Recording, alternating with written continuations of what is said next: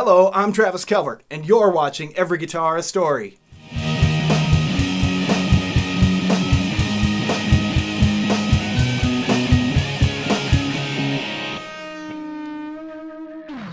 Welcome to the third episode of Every Guitar a Story.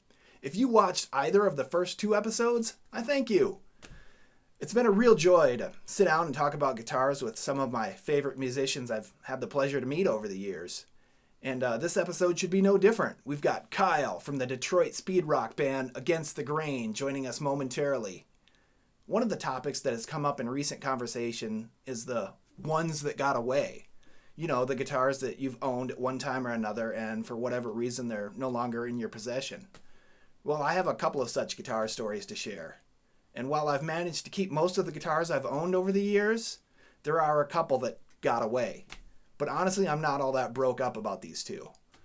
There was a time in the late 80s, early 90s when the trend was super skinny necks for lightning fast play, as the literature read. Of course, I fell for it. I mean, little did I want to admit that the only thing that was going to make my playing better was practice. I mean, who had time for that? The first one of these guitars was a PV Tracer. I bought this at a local music store's scratch and dent sale because the red marbled finish was cracked. And while this isn't my actual guitar, it's just an image I borrowed from the internet for the uses of commentary under fair usage. Anyways, I bought one of these somewhere around 91 or 92 and started taking a few lessons at the local shop. After a handful of lessons from a local Hessian turned Jesus freak, it became apparent he was more interested in yapping about the good word than teaching me how to shred. So I stopped going. I did manage to bring in a tape recorder and record a few of those sessions, and I haven't listened to those in 30 years, so this should be interesting. We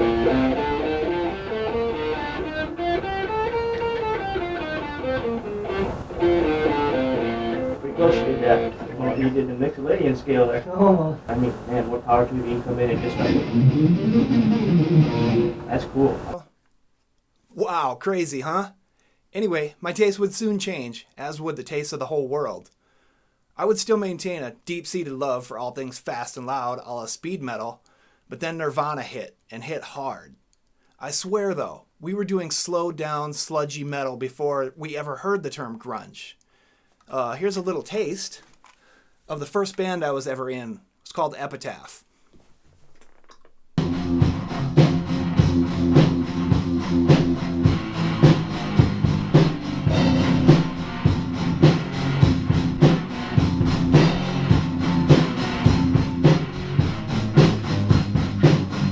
Wow, pretty awful.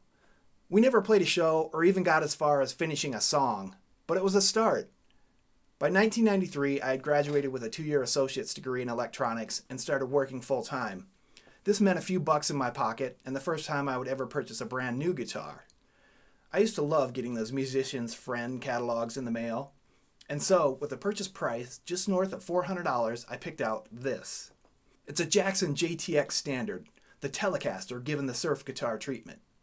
24 frets, maple neck, rosewood fingerboard, Floyd Rose locking tremolo, semi-transparent pearlescent purple finish. My tastes were ever widening. It wasn't just metal anymore.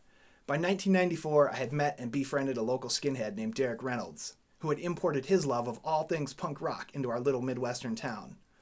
I was suddenly listening to Green Day, The Clash, The Circle Jerks, Dead Kennedys, and more.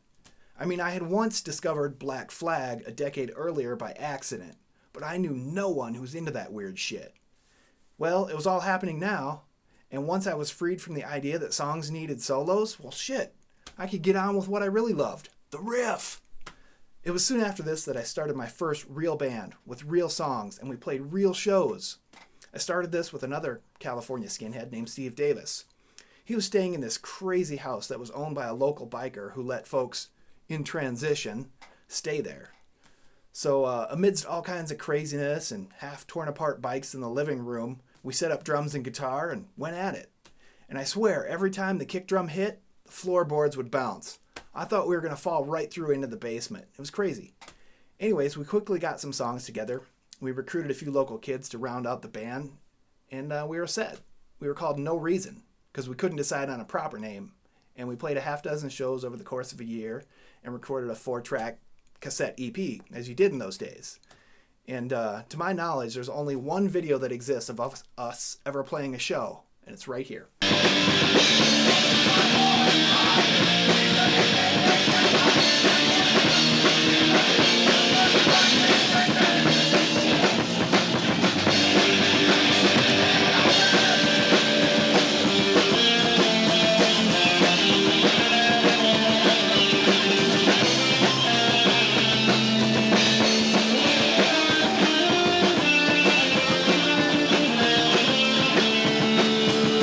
It was a hell of a lot of fun, and it stuck with me, this bug, to always do this, to always have a band, to always write and record songs. It's something I've never been able to put away for very long. I took a break in the early 2000s after moving to Minnesota, getting married, completing a bachelor's degree, and even when I sold that PV on consignment, the guy running the store said to me, you'll be back. One day you'll start playing again. And you know, he was right. Towards the end of nearly a decade in Minnesota, I picked up the guitar and started playing again. With the help of some good friends in Mankato, we put together a Black Flag tribute band and did one final Halloween show before the wife and I packed up and headed to Reno. Again, the fire was lit and I knew I couldn't stop doing this thing. So once in Reno, I landed this great job working for a slot machine company. And they used to do this thing called cash sharing, where twice a year, they would give you a chunk of money and tell you to go fuck off for the day. So with nearly $1,000 in my pocket, I went into the local shop and picked out this.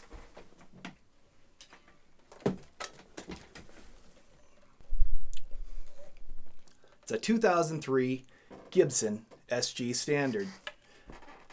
It's a great guitar, and I still consider this my first real guitar. No more skinny necks, no more wonky tremolos. Just a straight ahead, well-built, great playing guitar. Purpose-built and with great sound to deliver. I would use this as my main guitar in the newly fomented band I was in, the Firebombing. I would pair it with a Sovtek MiG-100 and Marshall 412 half-stack. It was a formidable combination that was built like a tank and could peel the paint off the walls if I needed to. I wasn't always very nice to this guitar, however. As you can see, plenty of buckle rash, all kinds of scuffs and scrapes. I had a sticker on there for a while. And the dreaded Achilles heel of Gibson's, cracked headstock. Yep. I remember finishing out a particularly enthusiastic show with a little toss of the guitar with the full intent of catching it a la Pete Townsend. But my toss went a little too far, and it came down on top of Bob's drums. He wasn't too happy about it, and frankly, neither was I. I put it in the case without looking at it. To my surprise, when I took it out at the next practice session, it was fully intact. But it would take a few weeks later, and a crack soon appeared. And it just continued to widen and widen and got really bad. So I took it to a local luthier, glued it back together, and it remained in place for a while. But that crack did open up just slightly. Just ever so slightly, it opened up a little bit. And it's probably been this way for 10 years now, and it hasn't gotten any worse. But, you know, it still plays fine. And I need to play it more, which I'm probably going to do in this new band I'm forming. Anyways, I've gone on long enough. Let's get to someone who can play circles around me. I first met Kyle Davis in 2014 at the Alley in Sparks, Nevada, where he was on tour with his band Against the Grain.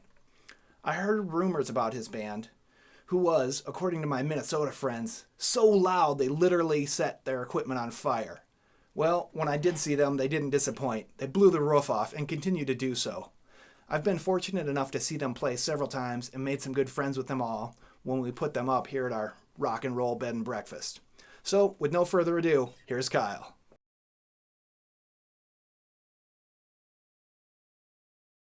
All right, so here we are with Kyle Davis from Against the Grain. How you doing, Kyle? I'm doing great. How are you? Doing well. So I remember first meeting you around 2014. You guys were on tour, and I heard legend of your guys' band, and you didn't disappoint when I saw you, man. You guys are amazing. Who were you with then? Was it Guttermouth or Voodoo Glow Skulls? I don't. Or we were just on your own, yeah. Yeah. Reno on our own. Yeah, no big deal. So yeah, that was fun. Yeah, especially if we played Reno alone, we were probably just ended up hanging with you guys. You Yeah, it's know? pretty fun. Yeah. Yeah, that was a really good time. Yeah, now here I am. So And how we're many still a bands are band. you? Yeah. How's that going? Are you guys practicing at all? So it's really hard now that Brent's in the band because it takes like the fun part out of practice, like meeting up with the guys at the fucking spot and, you know, practicing once a week or whatever. It's like, it's hard to do that now that Brent's, you know, he lives in Virginia and we live in Detroit. But, you know, we'll figure things out once shows are in demand again, once shows are safe again. Then, you know, I talked to Rob and Chris because him and I just went to Pittsburgh, or the two of them and I just went to Pittsburgh a few weekends ago, and we were talking about what the hell we're going to do. And if we're really going to make it work, we got to do it like how professional musicians do it, where they, you know, send an audio recording on GarageBand or something, and then he dubs over it. And Brent's like a whiz with all that kind of like recording stuff. Sure. So if that's how that's how we got to do it, that's how we do it. You know, we just trust that the other guy has got the song down, you know, and that's it. Is Brent still playing with Guar? Yeah. I don't know if they have anything planned, but I mean, I'm sure they're going to be first on the roster, you know, to go out and everything.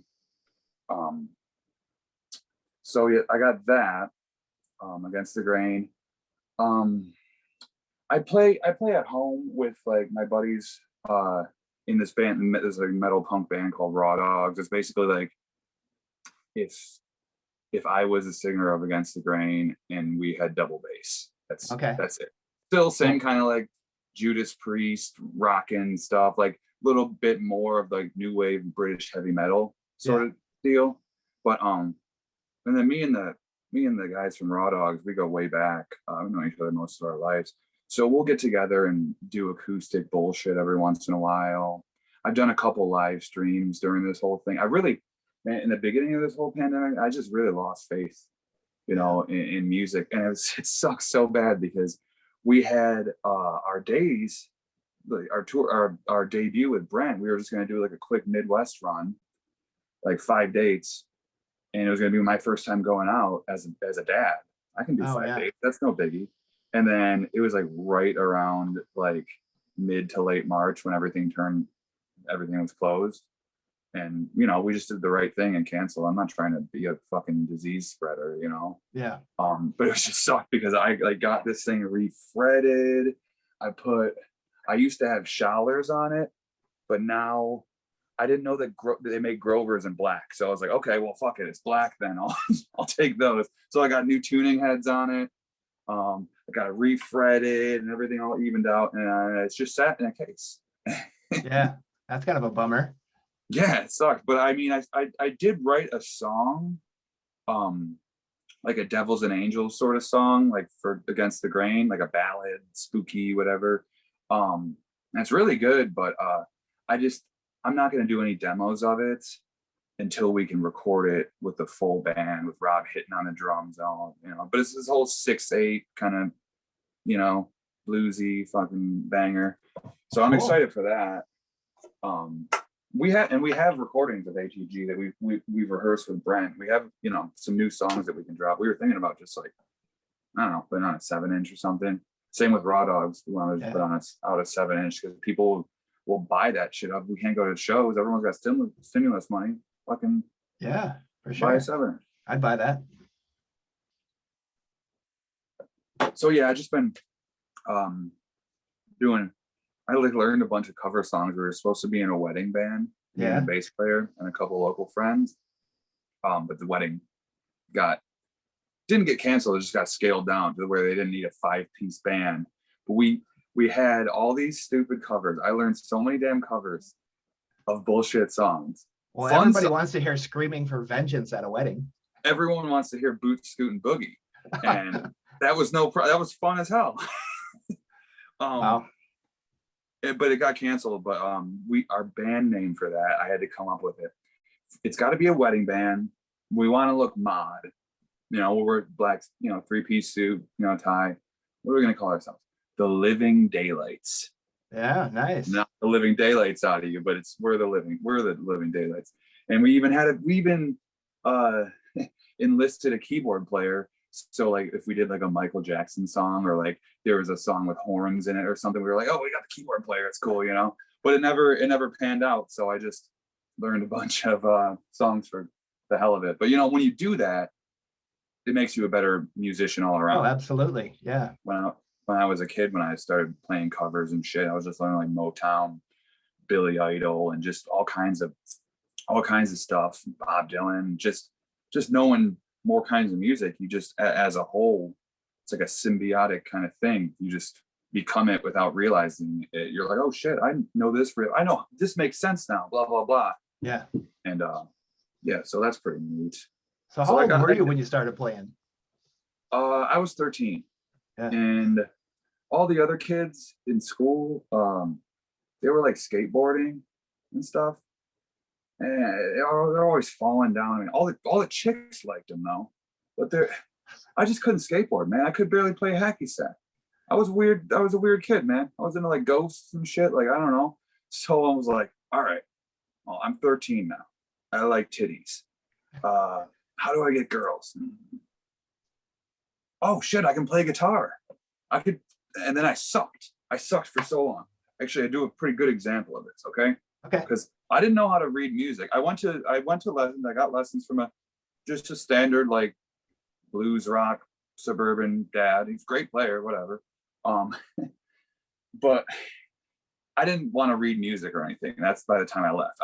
He taught me basically any like Chuck Berry, or like it was Chuck Berry and Kiss for me, and then like elements of punk rock, like fast stuff. And that's what kind of got me into the niche that I was in, because I was into like the Clash and Rancid and all that shit. But I learned guitartabs.com. That blew my mind when you had to go print all the guitar tabs. You're like, oh, I printed it, so I basically know the song now. So the example is like this. All right. So my guitar teacher is like, all right, man, Back in Black, AC/DC. I'm like, okay, I know the tabs for that. He's like,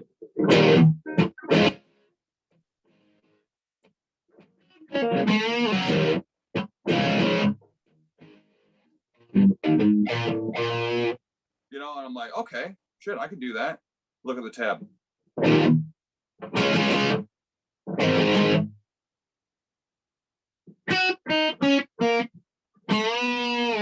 You know, like, what the fuck? Those are the notes. I'm playing the note. Well, how come it doesn't sound like? Yeah. But you know, I just kept going with that. And then a couple of my buddies, we had this garage band. We weren't even playing garage music. We were just in a garage. Yeah. And you know, we all knew our fair share of AC/DC and Kiss and like some like fucking pop punk and shit. And we were jamming. And this is in like 8th grade. So I had been playing for like a year or so then. And they didn't want me to be in their band. So I fucking watched the Crossroads movie, not the Britney Spears one, but the Ralph Macchio. Yeah. I watched that. Steve Vai and Ry Cooder and all that shit. And I was like, I'm gonna be really good. It turns out I didn't get as good as Steve Vai during the winter, but I really started, you know, getting decent at playing. But then rhythm was a huge thing for me because I'm not really rhythmically inclined. Now I am inherently just from playing with drummers and stuff, but playing with the drummer was a big change for me, because like I would play with people and try to jam with them, and I knew all these guitar tabs, but I didn't know how to put it into a real situation, you know? Yeah. But once I started playing with the drummer in my first band, it was cool. I straightened my hair, I wore eyeliner, chicks started digging me, and then, you know, here I am. Tattoos, chicks, whatever. Oh man, that's why I started playing. So what was your first guitar? My first guitar was I found it up north at my cabin because my uncle plays. It was just like one of those like Sears guitars that you get in like the 60s that says steel reinforced neck, which means this guitar does not have a truss rod. You know what I mean? Yeah. So the only way, I mean, and I learned on a shitty ass guitar, like just chords and all that. You know, I learned once I learned House of the Rising Sun on this beat up old guitar. Yeah. that was like, oh shit, that's like 6 or 7 chords right there. Holy smokes, I can play anything now. Yeah. It was true. It gave me the dexterity. So like when I finally got a Fender, or no, sorry, Fender Squire, a Squire, you know, Stratocaster, Yeah. and a 10-watt amp in the package for like Christmas or whatever. Then I was on to, you know, I was really rocking. I was like, this one time I was like, oh, we don't fuck it up.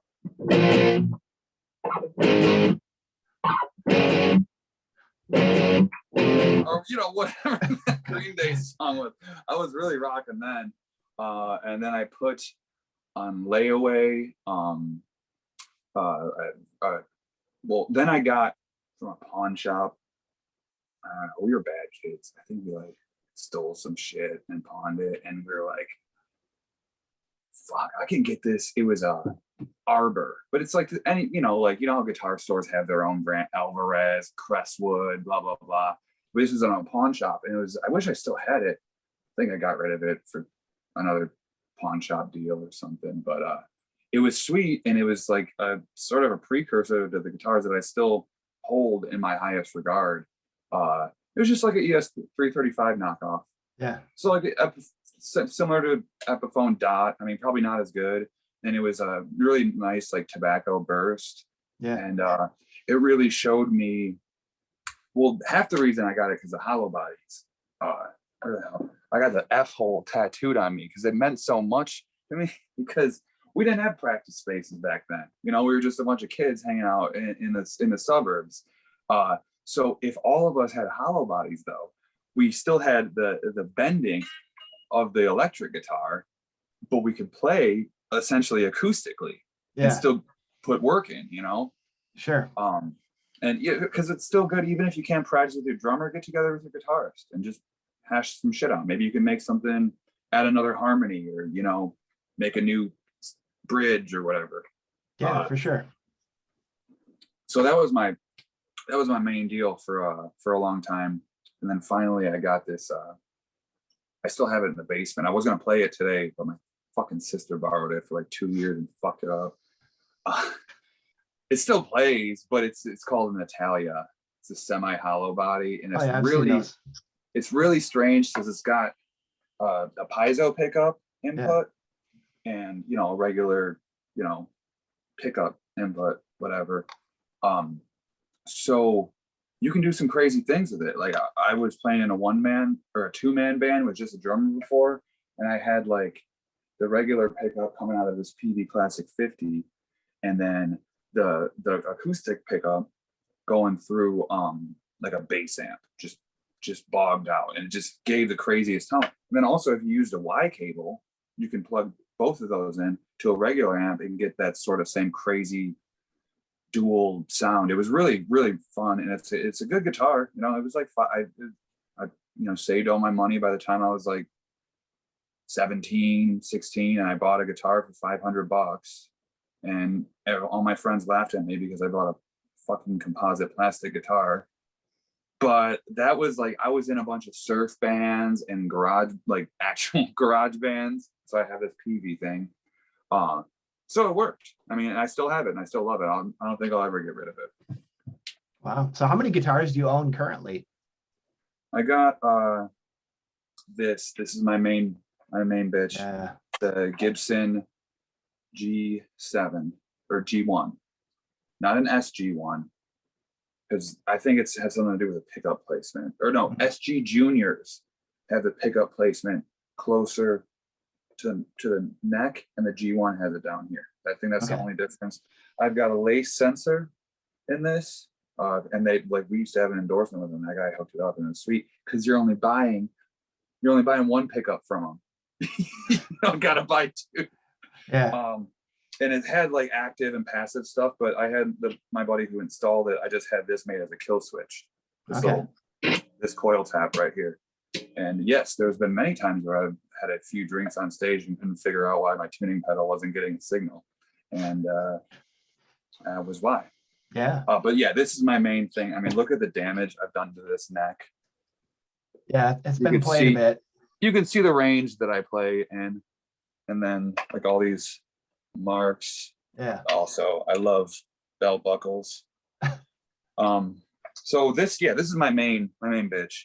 And I used to bring the Italia as my backup when I had this thing, and just not guitar is not meant to be hit that hard.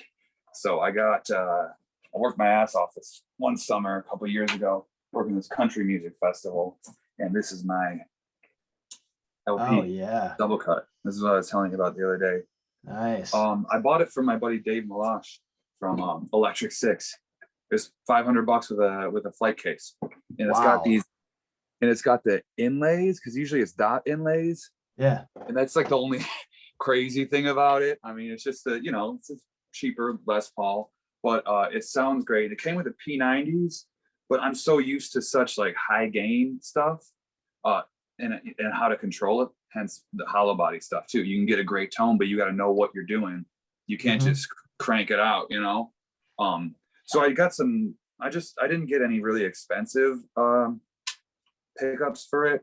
What's that? I think it's like Guitar Fetish like website. They sell. I got these little mini humbuckers for it. Okay, yeah, and sure. A lot.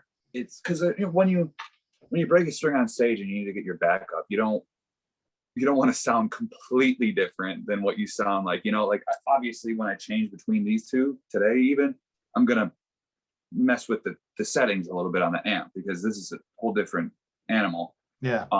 But yeah, this has been my good backup for years. I love it. And I got this banjo guitar that my buddy Austin gifted me. Yeah. So I think it's because he just didn't want it anymore.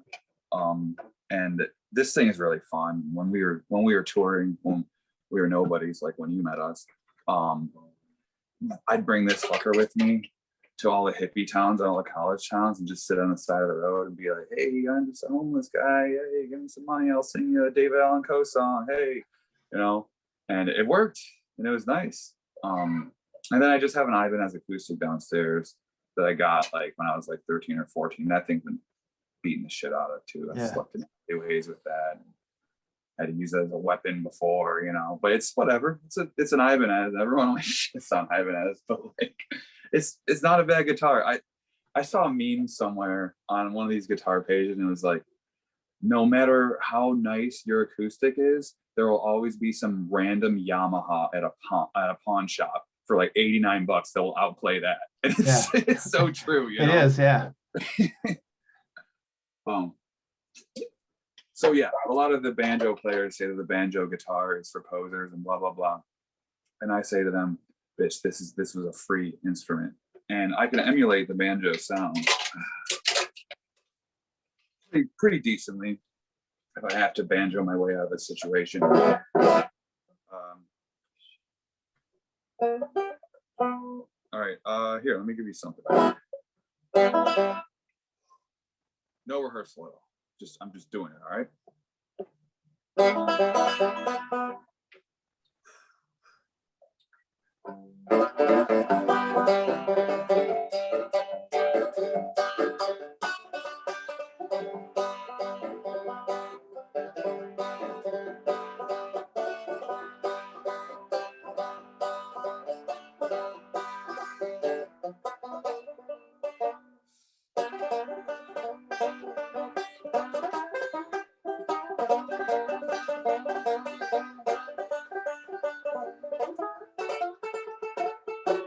I can do but I can't figure it out with my fingers. So you're just doing flat picking on a banjo.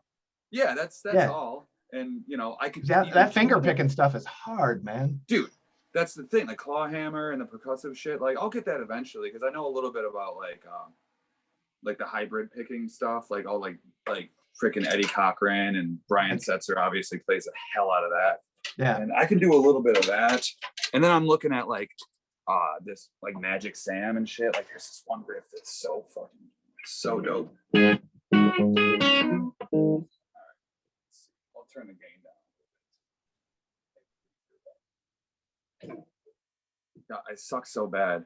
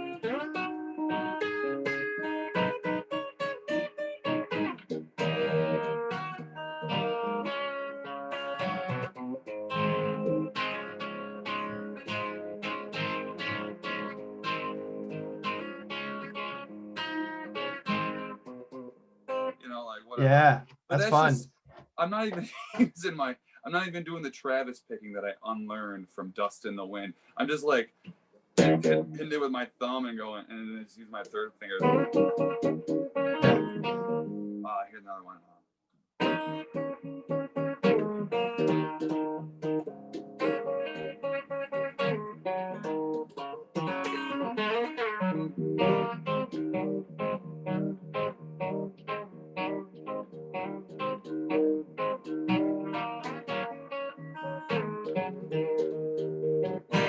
And that's the Brian Setzer. He does the Mystery Train, which is sweet. And I'm trying to learn it to sing and play it at the same time, but it's hard to do the bow, damp, down, down, and say train a ride, you know. But I'll get to it, you know. But, so yeah, I got the banjo guitar that I faked to play. I do have a mandolin somewhere, but it's broken. Yeah, it was me who broke it because I would when we had a lot of merch on our tour, and Rob would be like, "You're not bringing a fucking banjo. We don't have room for your stupid banjo." I'm like, "Okay," and then I'll just bring a little mandolin instead. So I had a mandolin and a kazoo with me, so I fit right in any train hopper kid's territory. But I can actually play guitar instead of sit and drink 40s and strum on an A minor chord about how they live at their parents' house and pretend to be homeless.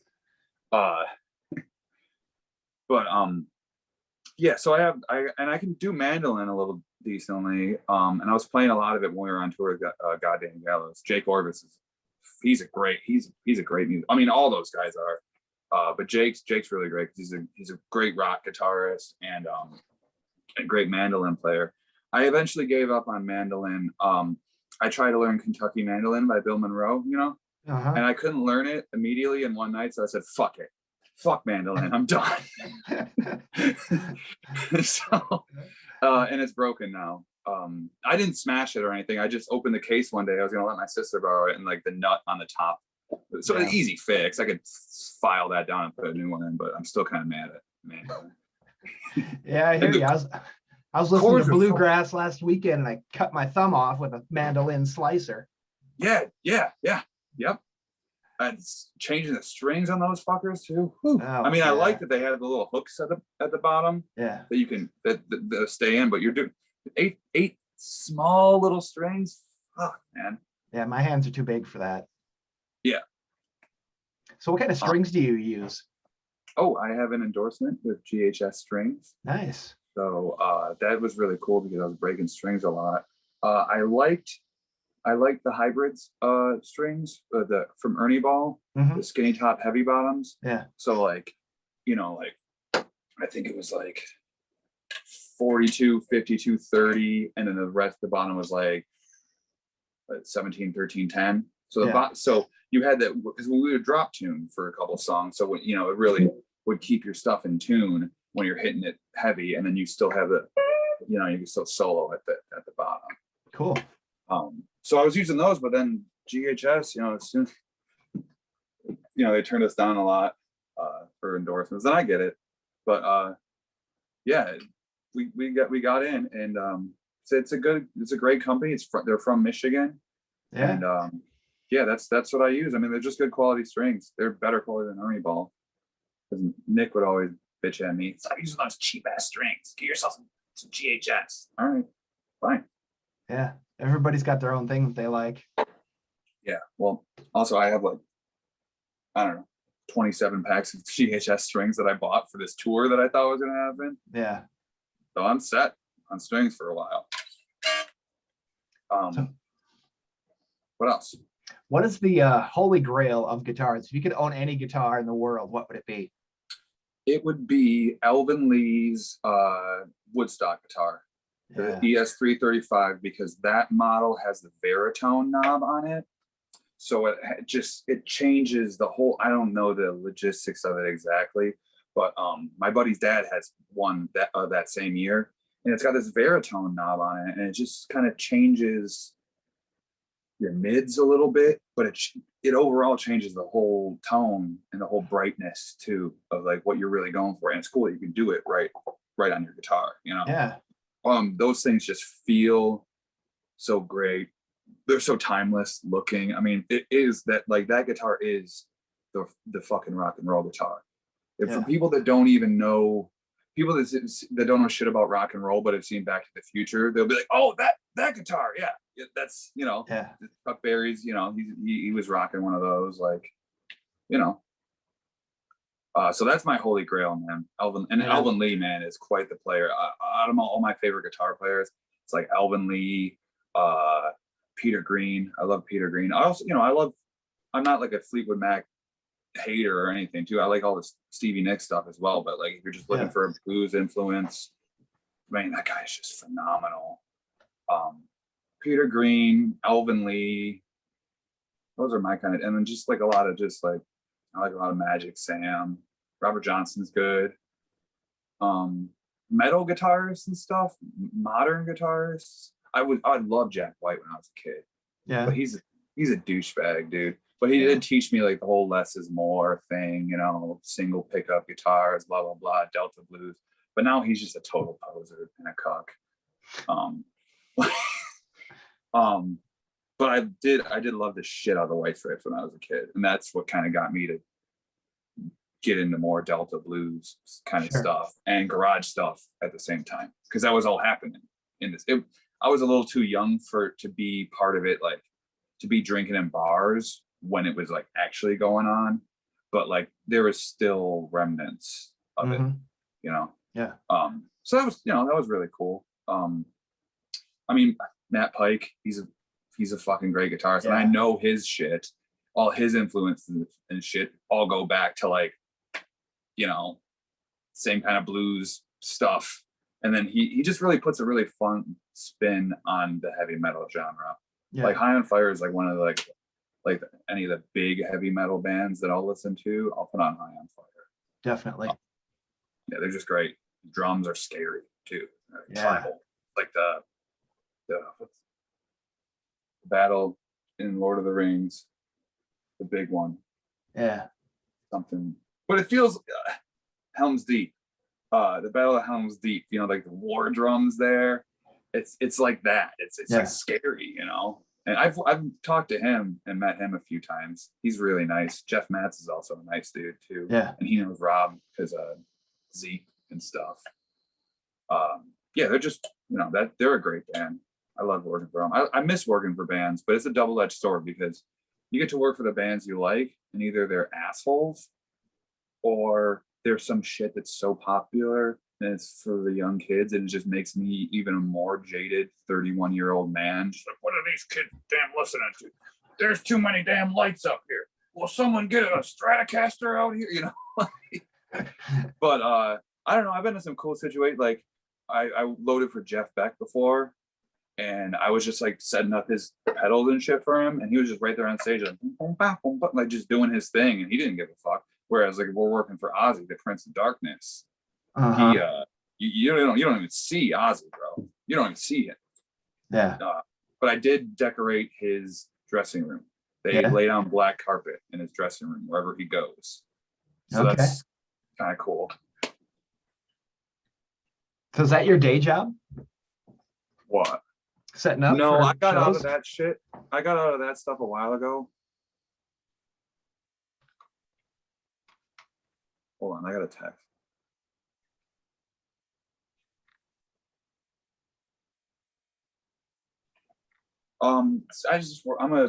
Me and Chris, check this out. We're 30-year-old guys. We're in a band. We work at a car wash that we worked at for a long time. Yeah, that's a triple threat, I call it. But no, it's not. It's as soon as I found out I was having a baby, I just gave up that stagehand stuff, because it was just like the mornings were never early, but it was just the late nights and driving to and from the place twice in a day. And plus I used to live a lot closer to the city, so it was really no big deal if I had to go to the city twice in a day. But now it's like I live like 40 minutes from there, so I'm just not doing that shit. And also I'm glad I got out in time and went back to my normal nine to five because that shit all went away, you know? Yeah. So yeah, I'm a salesman at the car wash. That's my deal. But I'm going to school. That's cool. To be a teacher, social studies. Oh wow, that's cool. Mm-hmm. Finishing my associates next month, and then I'm on with the bachelor's, and yeah, I'm just gonna do it. I'm gonna be the cool teacher, you know. Yeah. Teach high school. I wish I could teach 7th or 8th grade, because I feel like everyone at that age, maybe guys at least, and chicks too, who knows? I mean, I'm a guy from personal experience. I know that like 7th or 8th grade, like you're doing shithead stuff with your friends. You're TPing in people's houses. You're doing this, that. You're throwing shit at cars for whatever reason. And then like by the time you're in 9th and 10th grade, that becomes your identity, you know? So maybe I can teach kids not to. I wish kids would throw more rocks at cars nowadays, you know? But just from sitting here, just watching the dreadful news every day, and just seeing how horrible people are to each other and how misinformed. You know, there's so many people that just think, hey, you know, what are my ideologies going to be? Hey, mom and dad, are dinosaurs real? No. Okay, good. Yeah, I'm a Christian. Like, you know, like just, and I'm not even pushing. I'm not going to be pushing, you know, Karl Marx on these kids or anything. But I'm just going to say, hey, make your own decisions. This is a whole wide world of all kinds of different people, and I'm hoping that, you know, in 2 or 3 years when I finish my degree, I can do remote teaching. Yeah. That's why I chose, and or come in. But you know, it would be sweet to teach other kids in different countries stuff. Like that would be dope. And it's good, you know, in the next 2 or 3 years, maybe they'll respect teachers now because of what all the teachers went through. Have you ever taught any kids how to play guitar? Oh yeah. That was my job for 5-6 years, man. And it was that's why it was wonderful. It was awesome. I taught a kid, and you really feel out what the kids want to do too. It's really cool, man. Like, just like one kid was like really into surf stuff. Like, cause I always, whenever I'm teaching kids stuff, I'm like, all right, I'm going to teach you. I'm cranking up my reverb for this. Of course. All right. I'm going to teach you first chord. It's E minor. Minor is sad. So you just take your 2 fingers, you put them here, and then you just hit all the strings. And then you go to A minor. And then B7 is kind of rough, but you gotta do it, because the alternative is doing a B power chord. No one wants that. Those kids will quit if I try to show them that. So, and then, you know.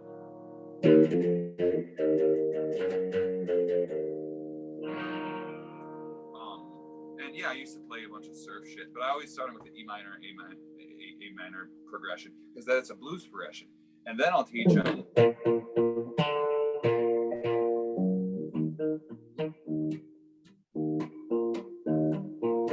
You know, and then get them on that. Yeah. And I just think the really cool part about teaching kids guitar, and that's why I love it so much, is tricking them into doing the same thing, and then just playing along with them with the same thing, and then adding a harmony. So like, I always do this, because, you know, when I was learning guitar, all my friends, we would go in the woods and smoke weed and play Iron Maiden fucking riffs, you know.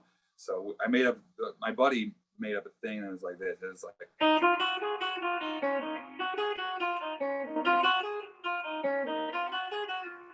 obviously with the beginner kid, we're playing a lot slower. So I'd get the kid to be, and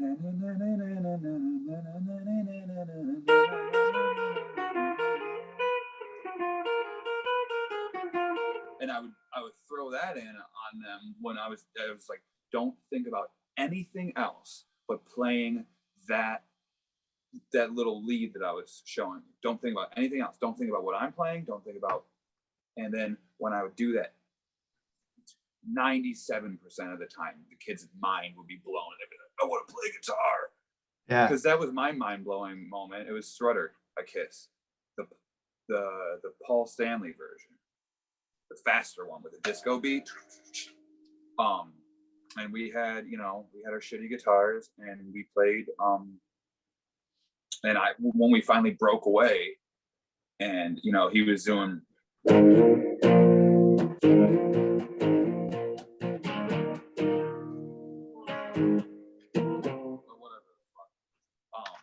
I'm like, in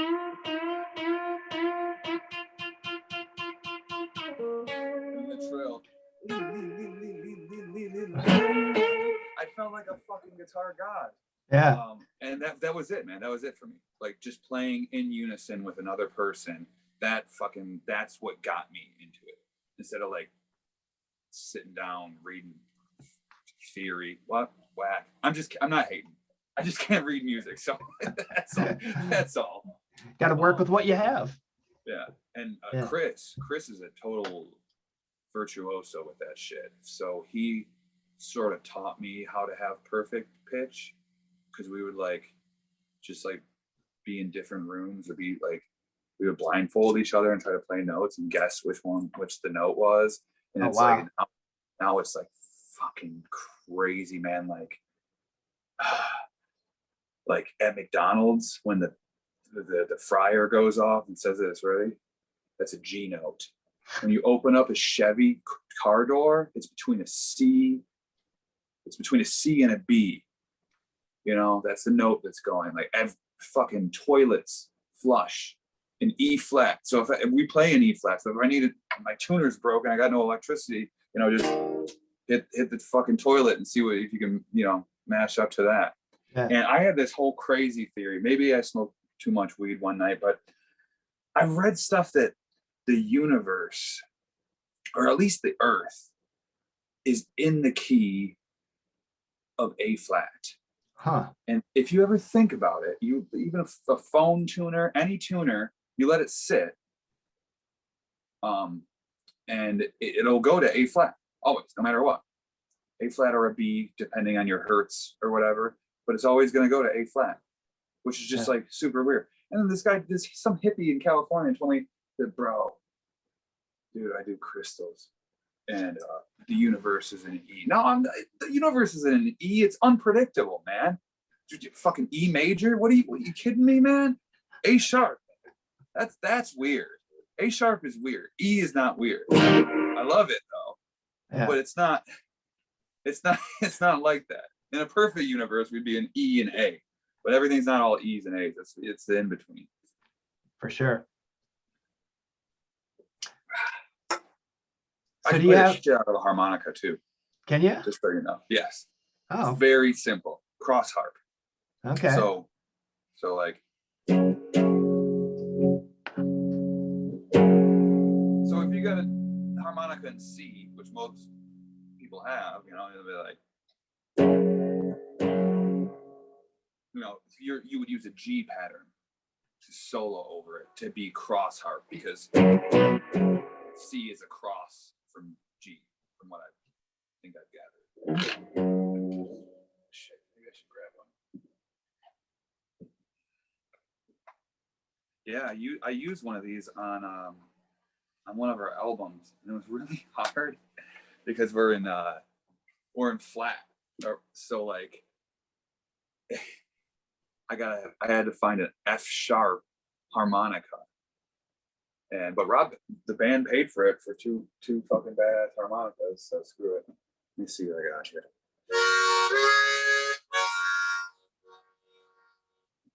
Let's see. So you'd be like.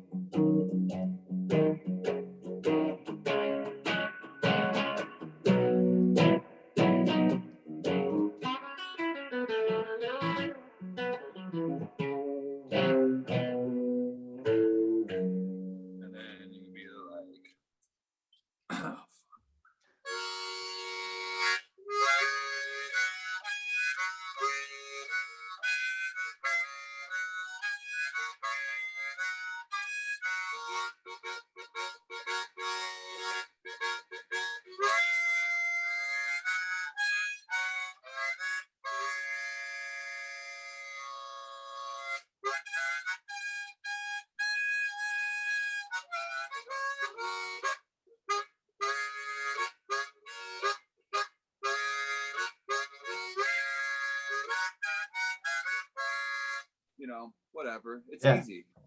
Harmonica is really easy. Now, when you get into chromatic harmonica territory, like Stevie Wonder and stuff, that's too much for me.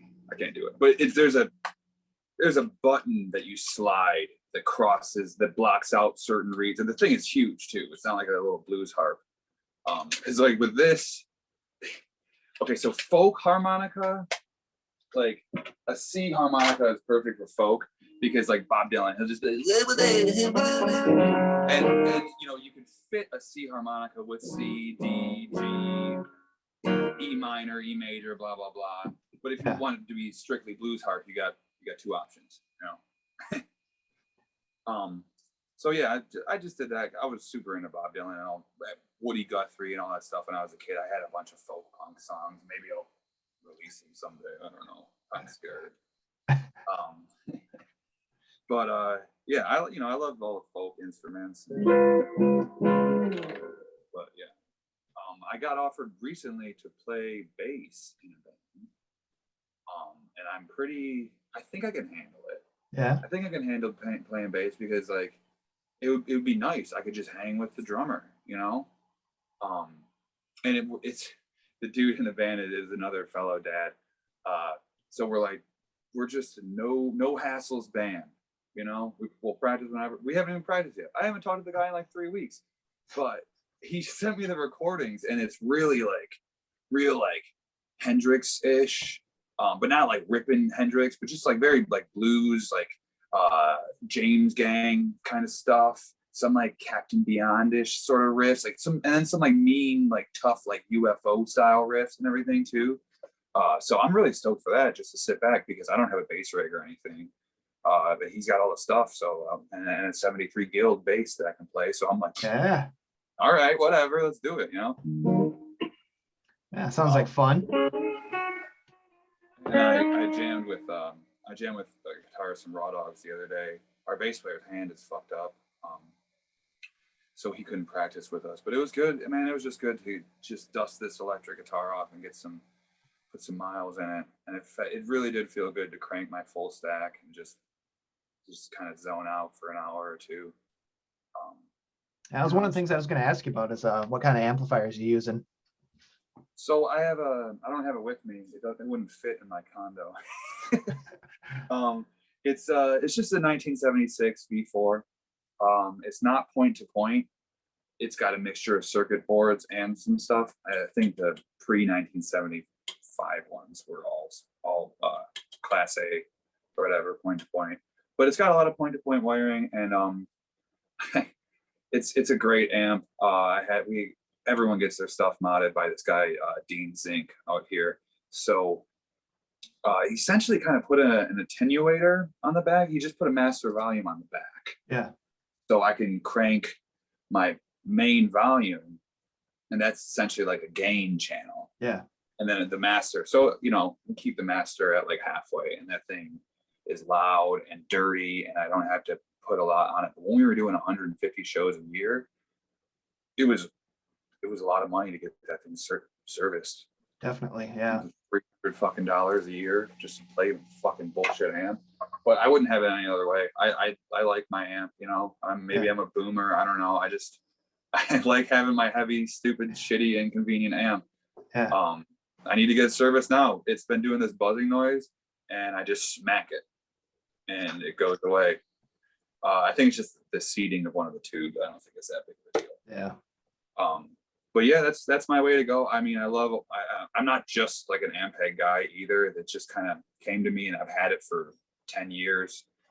And my first big boy amp. And then I found a matching empty, I had the one original cab with it, and then I found a shell of a V4. So I just put some bullshit speakers in it.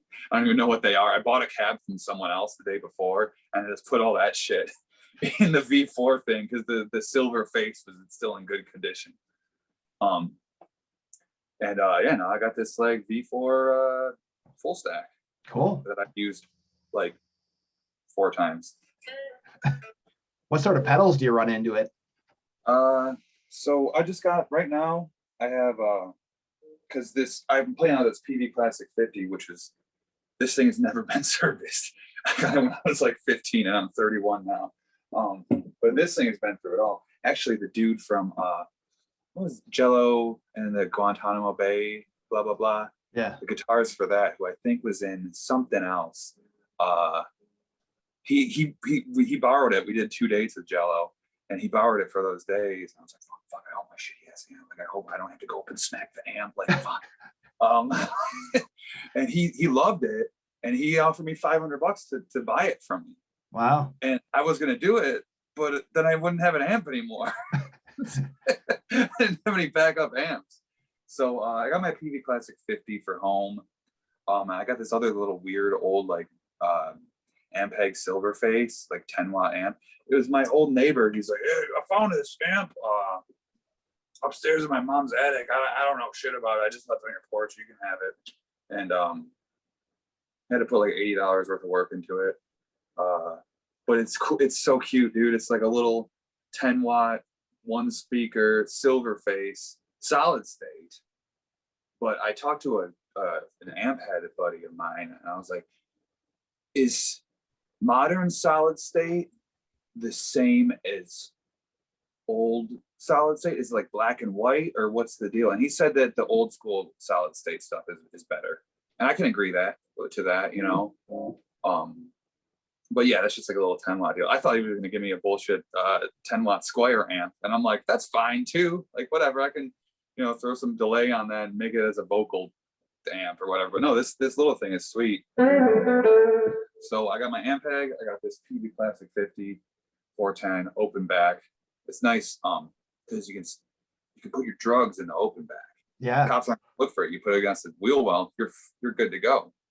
I used to keep a hatchet in there in case like a promoter got weird on me. We're gonna, you know, chop them up, you know, just in case. Yeah. This one time we played in Reno. To no one. You were probably there. Yeah. It was at that cowboy bar.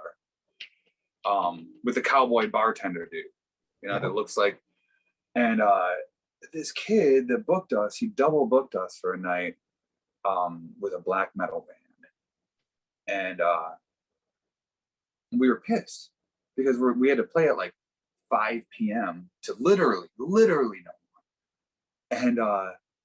And then these black metal losers come, and they got a 6-string bass.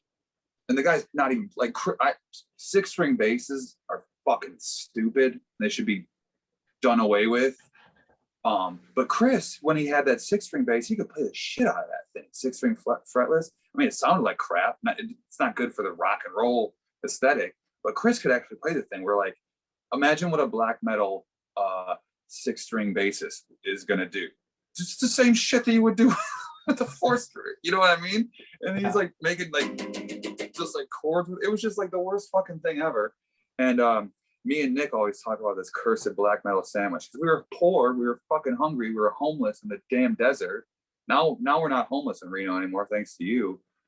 And this kid left his meatball parmesan, the black metal kid, he left his meatball parmesan sandwich. He didn't finish it. So me and Nick are like, let's eat this thing, dude, you know? And we both got sick from it. The cursed black metal, the devil in the sandwich.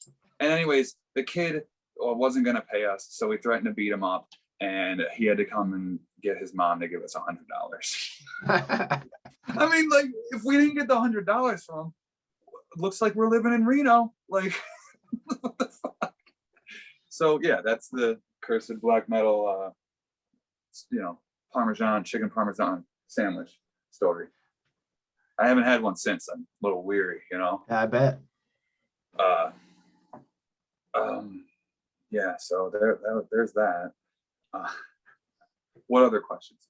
Oh, we are just about to talk about what you're using for guitar pedals. Oh yeah, sorry. I just got so I have my distortion built in on this PV, so I don't gotta really try hard for it. But I just have a Boss tuning pedal, or a Korg tuning pedal, the jet black one, which is cool, like 12 years ago. I have a little EP booster for my solo boost. Mm-hmm. So like if rhythm guitarist is playing his shit, you know, and then I'll come in with a fucking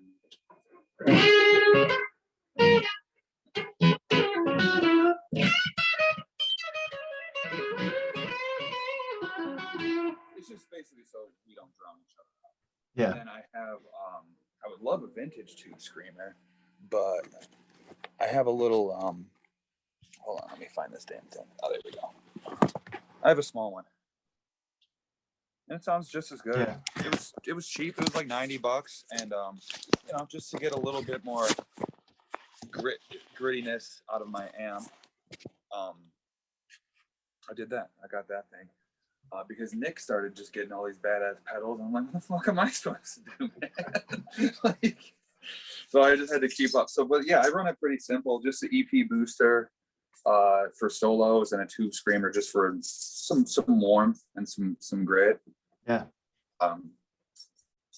And yeah, that's I was messing with a lot of cool. We got like endorsements for a lot of cool like fuzz pedals and stuff. And I had one once, and it was giving me that great like Grand Funk style fuzz. But the thing is with that is that's when you're playing, you know, 182 BPM with a giant drummer that hits his skin so fucking hard. A fuzzy mid-range solo is just not gonna show up, you know, unless they like dynamically come down and we make it a whole thing. But like it's so I traded it in. It was like one of those like $198 boutique pedals that I got for an endorsement. Yeah. And I took it into the store and I was like, hey, you guys want to trade up for this $90 pedal? And they're like, yeah, that'll be $30 though.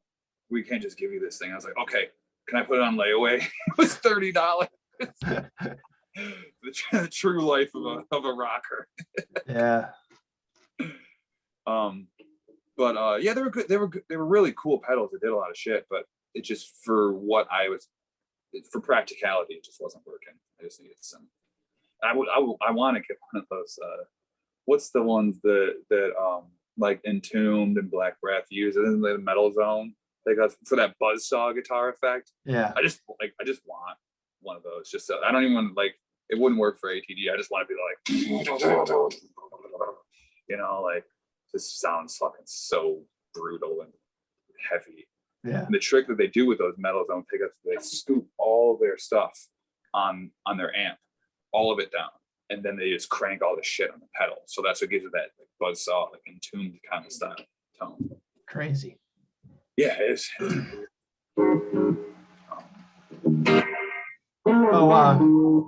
When's the next show for Against the Grain? When you guys getting back to it? I'm not. Dude, I don't even know because Rob is working. He's trying to get a job at the post office, which is a big, you know, commitment. Yeah. So I don't know. I think we're probably gonna come late to the party. Yeah. When all the bands are joining back, and it's just really just because Brent is far away. I don't want to make the guy drive all the way out here to play for 150 people, you know. Yeah. But we're gonna see how shows go. Sure. Before we commit to anything and jump in, because I'm sure everyone wants to see us. I mean, I want to see fun bands. Yeah. But just until it's safe and it's economically viable. Makes sense. But that's why I'm just been trying to keep myself busy, like doing this stuff, doing what we're doing right now. I'm gonna have a couple live streams soon. You know, I released a couple stupid music videos of me doing covers and stuff, and you know, I'm just trying to keep active because when I was in 8th grade and that winter that all my friends didn't want to be in a band with me, I locked myself up and I just played my guitar. And if I got bullied at school or if some bullshit happened, I could just play my guitar and it made me feel better. And I need to find some sort of solace in this, you know, in this fucking A-sharp universe, you know? And I think this was the answer all along. I just have to find it in me to come back to it, you know? Words of wisdom.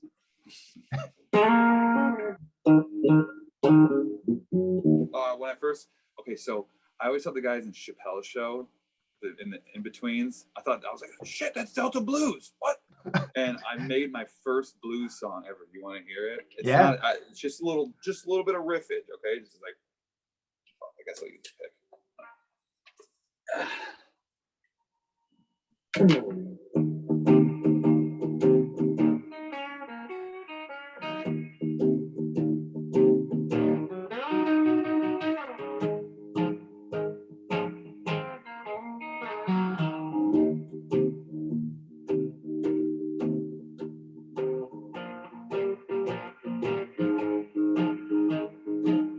Wait for it.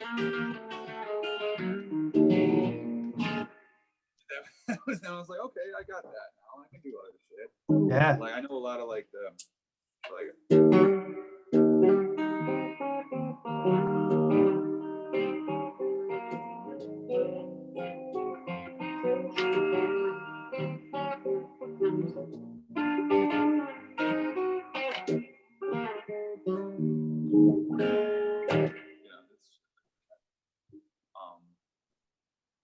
Yeah, I mess with slide guitar a little bit as well.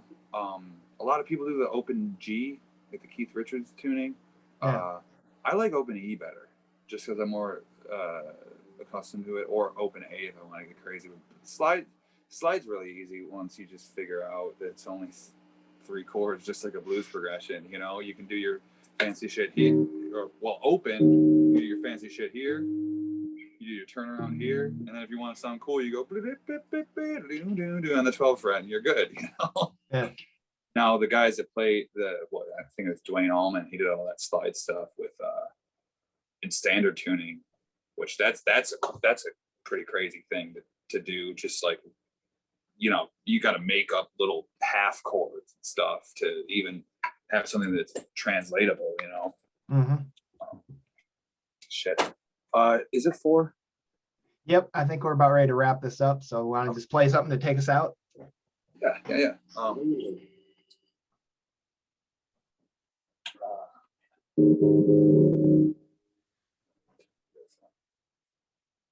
you know what? I'll do this. Wish me luck.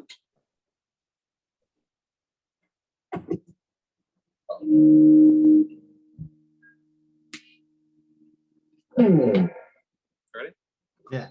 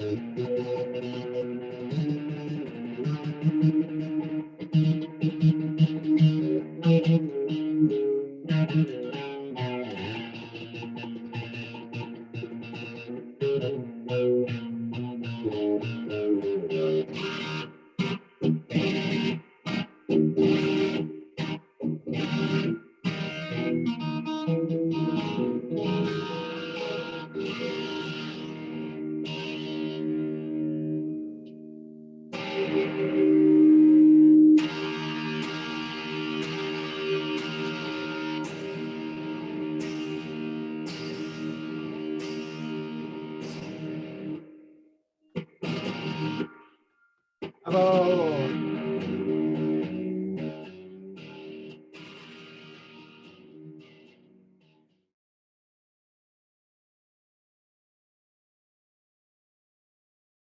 Well, that's going to do it for the 3rd episode of Every Guitarist Story. I hope you've enjoyed it. Make sure to hit like and subscribe, and I welcome your feedback. Love to hear your thoughts and suggestions on how I can make this a better show. If you want to be a guest on the show, please let me know. I'd love nothing more than to sit down and talk about guitars with you. So until next time, keep on keeping on.